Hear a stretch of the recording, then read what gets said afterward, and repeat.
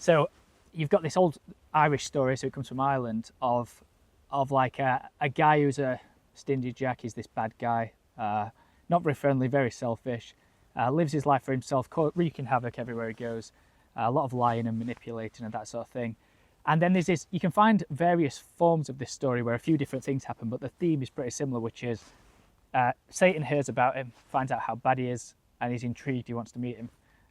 He thinks no one could possibly be as bad as people are describing Stingy Jack, and then he goes up to Earth, meets him in a few various ways, and then Stingy Jack ends up somehow tricking the devil into basically backing him into a corner, usually using crucifixes or crosses to kind of capture the devil in these few various examples, and then he gets him to make him promises.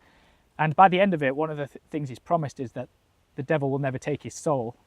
So eventually Stingy Jack dies, goes up to St. Peter at the gates of heaven, and finds that he can't get in because he's been a terrible guy all of his life, and he's sort of sent to hell. But then he finds he's rejected at the gates of hell as well, because Satan had promised him and gave him his word that he wouldn't take his soul. So he's then sort of stuck between worlds, which is interesting because again it comes back to that idea of the threshold is like captured between these two extremes. On the way out of hell, Satan throws him an ember from the fires of hell, and he can't carry it because it's too hot, so he basically hollows out a turnip, and that acts as the container that holds this ember, and then he just wanders between the worlds. He's sort of stuck in this between place.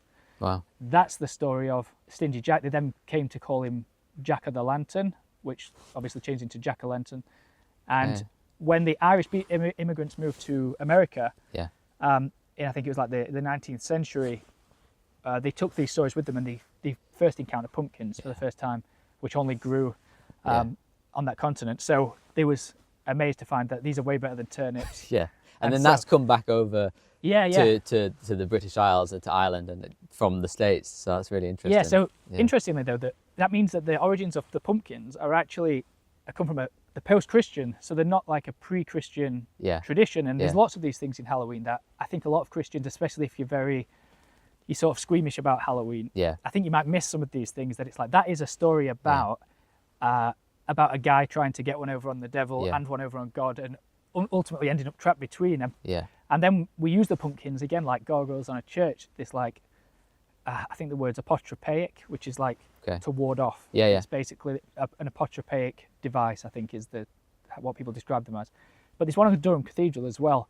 On the door, remember the door knocker? So that acts as an apotropaic kind of door knocker, which is this, which is a really interesting thing. I don't know if you put an image on the screen, but it's pretty cool to look at. Will do.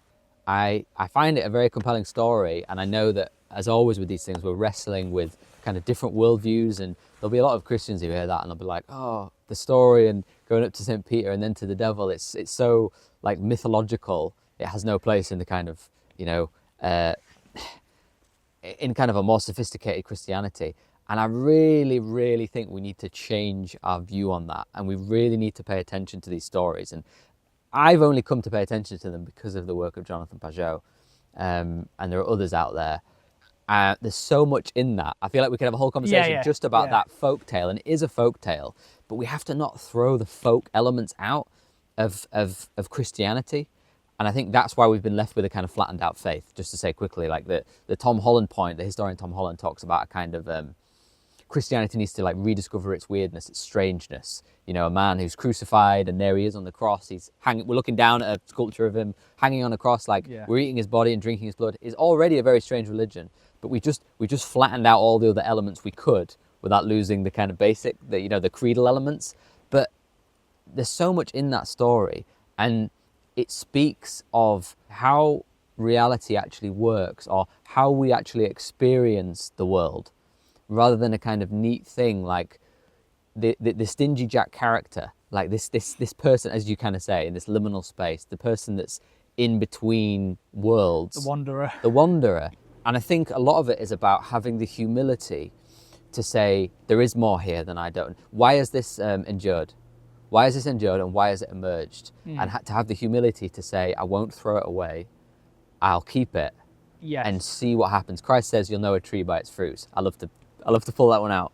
You'll know a tree by its fruits. And in a way, if something bears fruit, if something is good, if something leads us towards the good, if something seems to work, to not throw it away, which is very countercultural to how we're so idealistic in like the modern Western world. We're so ideological, because idealism is not always a great thing. Like it can be, but it's not always a great thing. And we're so ideological, and we like to judge things and run through things and decide, right, that's way past its sell by date, I'm going to throw it out, even if it works.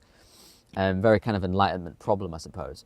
And there's something in acting out these patterns, participating in this cultural event, which seems right.